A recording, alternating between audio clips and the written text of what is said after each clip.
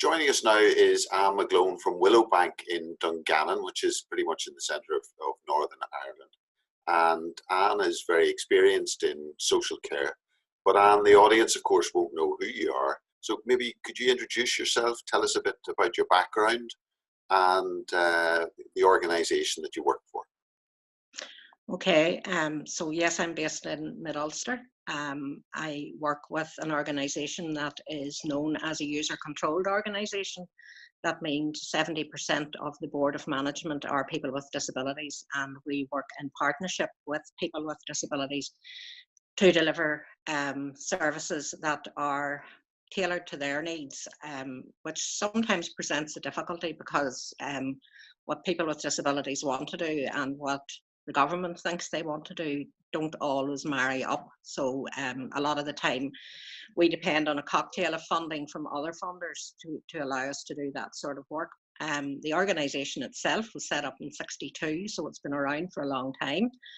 I've been with the organisation, this is my 30th year this year, and I have seen it grow from what basically was a charitable, and we still are a charity, but what basically was a charity that did 2 people or did 4 people into a more dynamic model of social care where we're all about empowering people to be part of their community and to be active citizens within the community.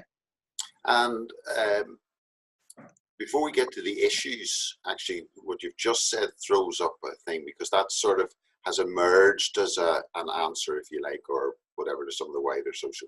So do you think, is there anything that your model as it has developed could teach or inform the wider social care debate as it's happening at the moment? I think there is still a need.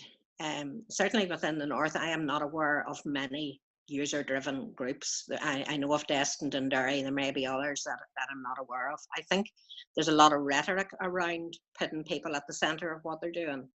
My experience is that I don't always see people with disabilities at the centre. And I think as we're looking as well, Fearghal, at an ageing population, you know, I don't think anybody's really looking at there's a lot of rhetoric around the rights of people.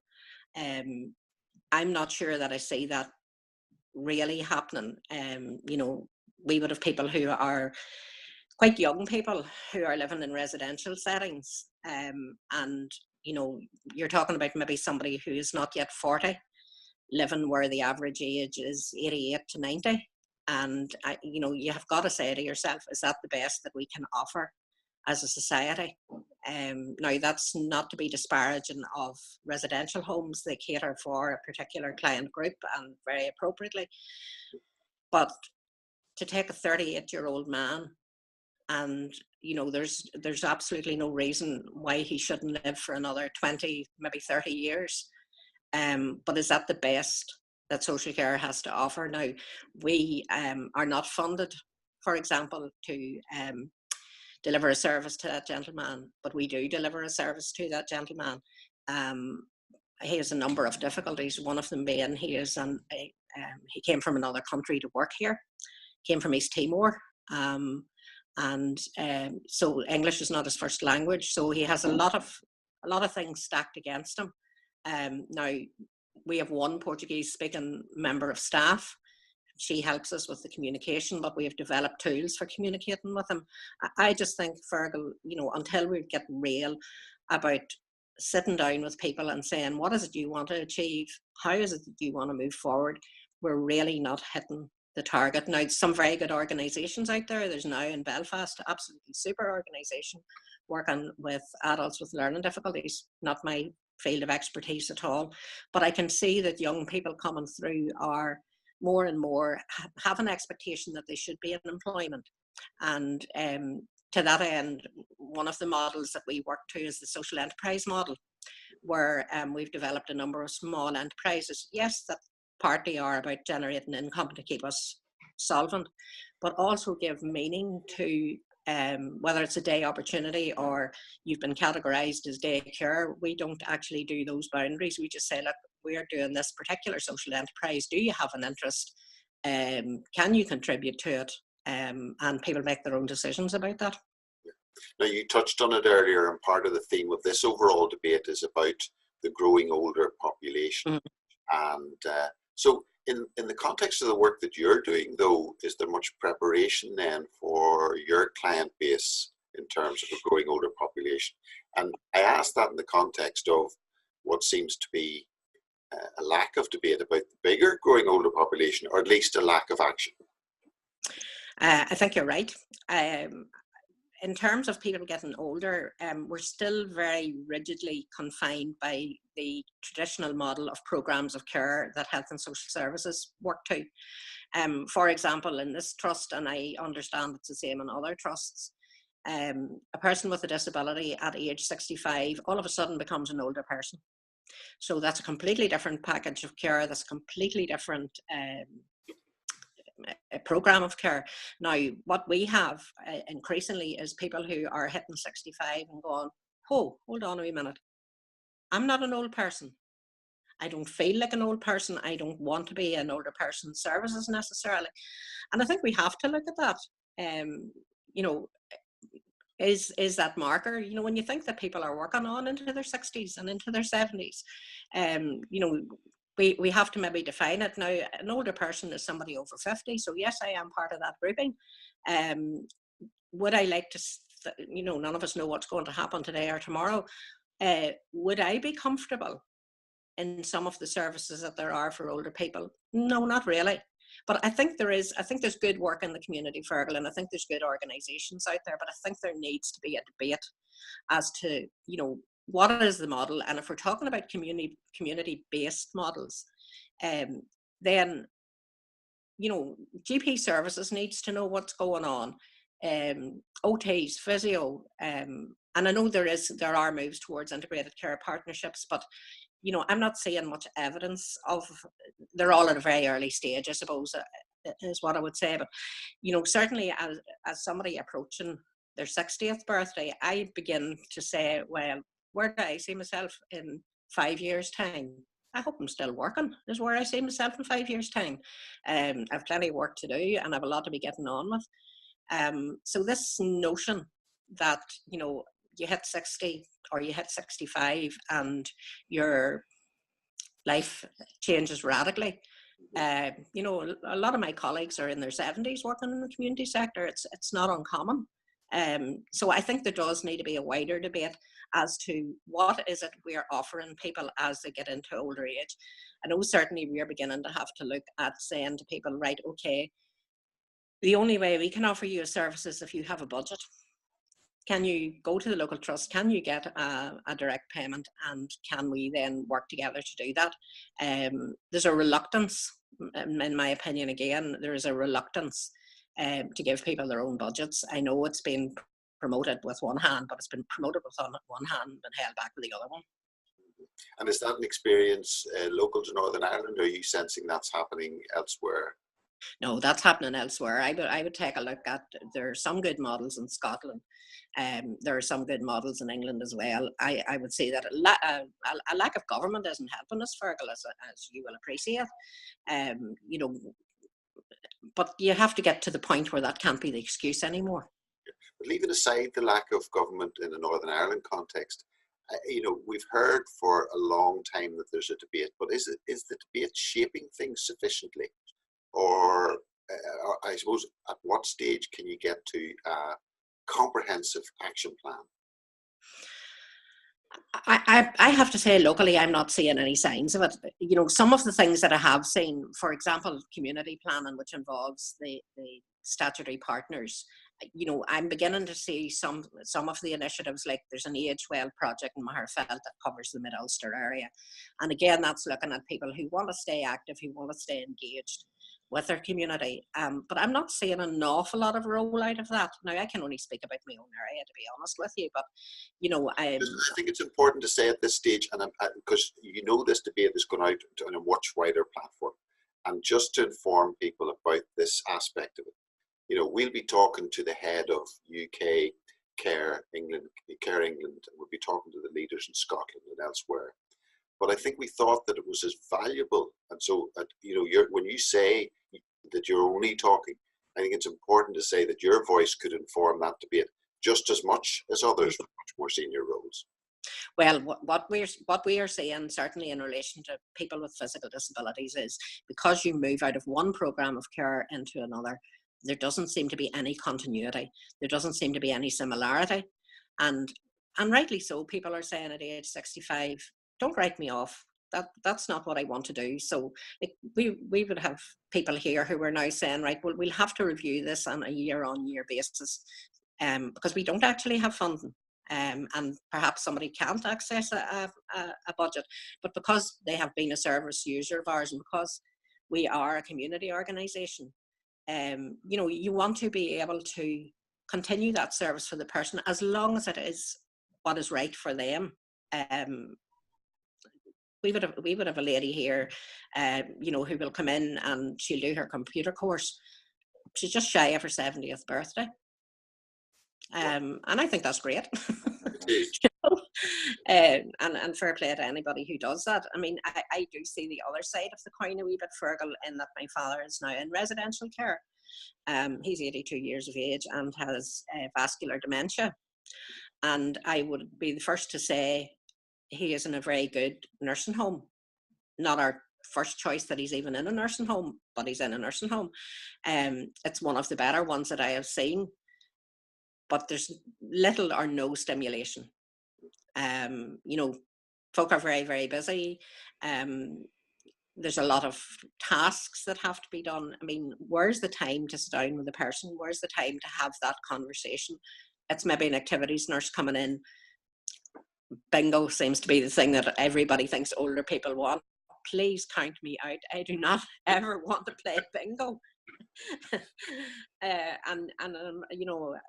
Don't entertain me with music.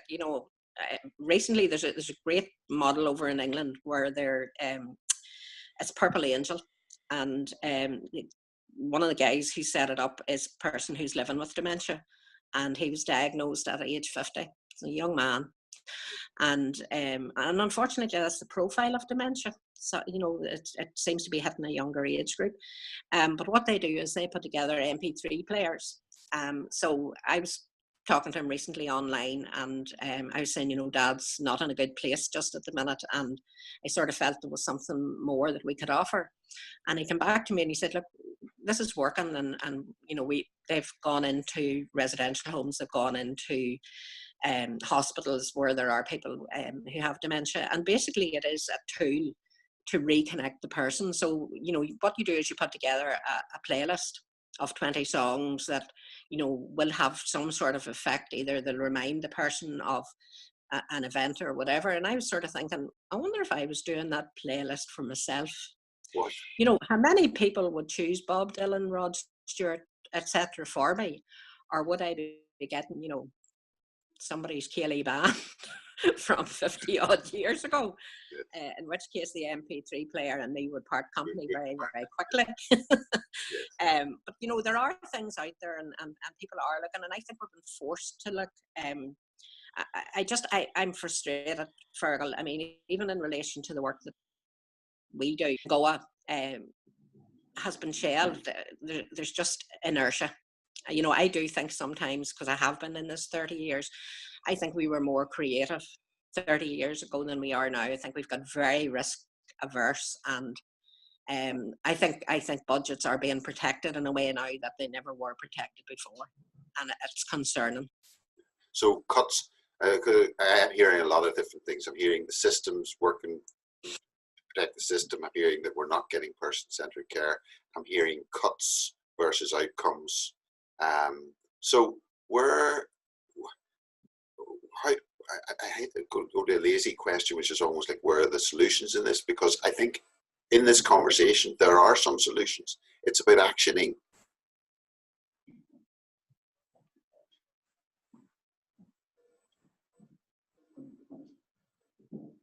Yeah, it is about actioning. I think, sound bites are not serving us well, and that's what we're hearing at the minute. Somebody will come on and something has happened. Like the guy spoke in Westminster yesterday about Muckamore Abbey, calling for a public inquiry. Of course there should be an inquiry. but you know, they're putting sticking plasters over a system that is very, very badly bent. It's not broken, but it's very, very badly bent, and it's bent because there have been years of underfunding. You know, there is nobody taking a strategic hand in things. There is nobody looking at. Now, somebody sitting up in the department could say, who is that woman down in Dungannon? Who does she think she is to say that? I can only say what I see as a reality. The reality for ourselves is we're running a service that is approximately £250,000 service. Our contract with the local healthcare trust is for less than a third of that. Now, we're being asked to do year on year more and more with less and less, because there are, you know, you're not even getting an inflationary uplift in terms of what you're doing. So a lot of my time, for example, is spent doing funding applications to foundations for work that is really is the work of the state. You know, if the state was functioning well, and you know, you look in Europe at some of the more progressive countries, and Denmark would be one. You know, our social care system is under a serious amount of pressure, and that pressure is only going to get greater. Because you can see it because we have the dual health and social care, you can see the pressures within the health service, but the people who are at the bottom, which is the people that we work with, those services are being squeezed and squeezed and squeezed. And, you know, I do think I think our generation, and hope you don't mind me putting you in the same category as myself, but I think our generation have probably seen the best of the NHS, and I hope we haven't seen the best of social care, but I think there needs to be an adult debate in the north of Ireland about what is going on with our social care system. Now, we all know that the Transforming Your Care document is 8 years old this December, and it suggested all the transferring left. And I know that debate's also been had in England and Scotland and Wales and elsewhere. But are you seeing evidence? I think from what your contribution has been so far, you're not seeing evidence. But is there anything of a debate that pushes it left to take the pressure off the mainstream health? I think Transforming Your Care, which actually is known here as Transferring Your Care, came and went. I can't even remember his name now, John Compton. And then that was superseded by Bengoa, but it was a similar sort of a model. It was a shift left. Problem is the work shifted left, the budgets didn't shift left. And really until until that debate is had and people say, you know, what is the cost and how do we meet that cost? We're going to go round and round in circles. You know, I sort of came into this in the Thatcher era, and it was all in sort of the late 80s and early 90s. You know, people first was the whole thing, and it was about working with communities and empowering communities. I'm sitting 30 years down the line, Fearghal, and I'm having the same conversations that I was having with people in 88, 89, 90. And for about the last 5 years, I have been saying, look, we're going back to the future. I can see things sliding back. I can see people not getting the services they want or need. And I just do feel, you know, and I'm not getting into a political debate because there's no value in it, but I really do feel until we have people who are taking decisions, we're all in that state of limbo, and it is a worrying place to be.